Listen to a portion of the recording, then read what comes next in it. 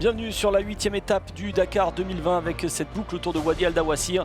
On va vers le sud avec des dunes toujours plus hautes les unes que les autres, mais aussi de belles parties plates avec des pointes de vitesse sur des longues lignes droites de près de 40 km. Voilà pour le décor en ce qui concerne les voitures aujourd'hui. Vainqueur de l'étape 7, Carlos Sainz est le premier à s'élancer. Et l'annulation de la 8e étape pour les motos fait qu'il n'y a pas de traces dans le sable, pas de piste à suivre. Et cela va affecter les coureurs partis en tête. De gros problèmes de navigation donc pour tout le monde. Et on va avoir un regroupement en tête, notamment avec les 3 cadors. Nasser Al-Attiyah, Stéphane Peter Hansel qui rattrape Carlos Sainz.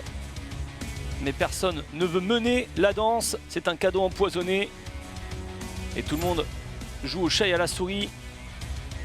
Nasser d'ailleurs a pu rejoindre les buggy, c'est dire si ça roulait moins vite aujourd'hui dans les dunes. Et ça va donc donner un statu quo entre les 3 cadors. Sainz va terminer 15e aujourd'hui de la spéciale.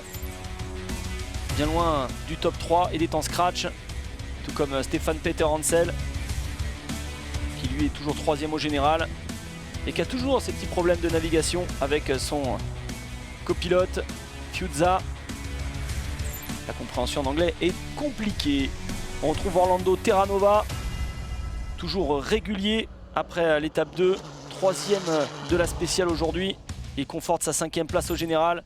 C'est le 4x4 Mini le mieux classé. Et voici Fernando Alonso, la star de F1 et du Mans, 2e de l'étape. Malgré une crevaison.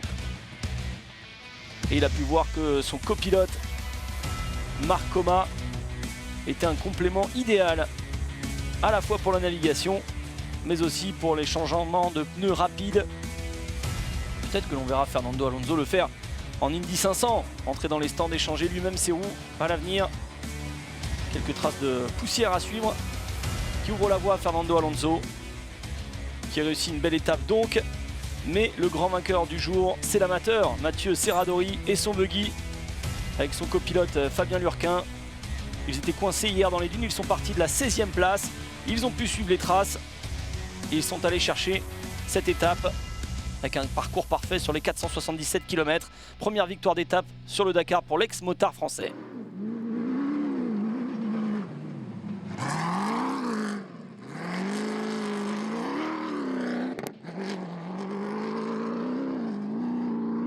Ça a été très dur hier moralement pour Polo, alors je pense qu'on peut lui dédier notre victoire parce que je suis un ancien motard et je sais de quoi je parle, donc voilà, de là-haut je lui dédie ma victoire.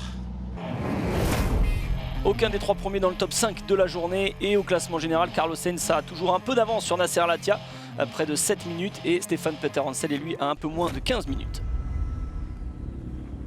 Dans la catégorie SSV, la belle histoire, c'est Cyril Després et Mike Horn qui ont sacrifié leur moteur pour leur jeune coéquipier Mitchell Guthrie pour qu'il puisse continuer son expérience sur le Dakar.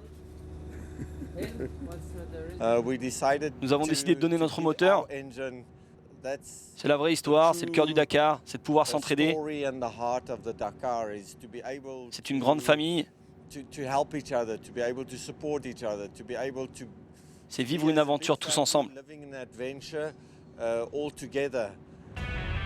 Et Guthrie a profité de tout cela.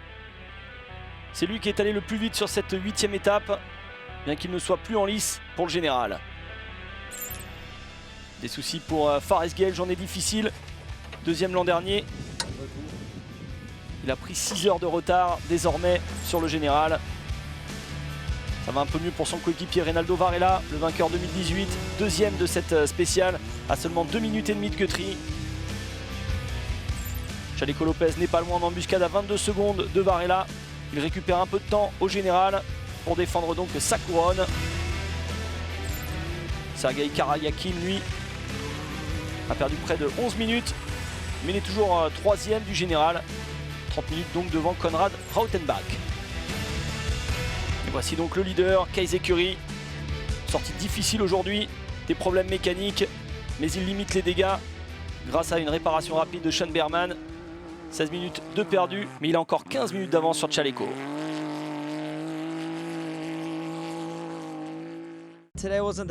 Aujourd'hui, c'était pas ma meilleure journée. On a cassé un essieu très tôt.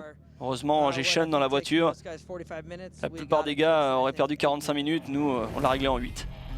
Chaleco, donc à presque 15 minutes de retard sur Kaisei Kuri. Karyakin est à plus d'une demi-heure.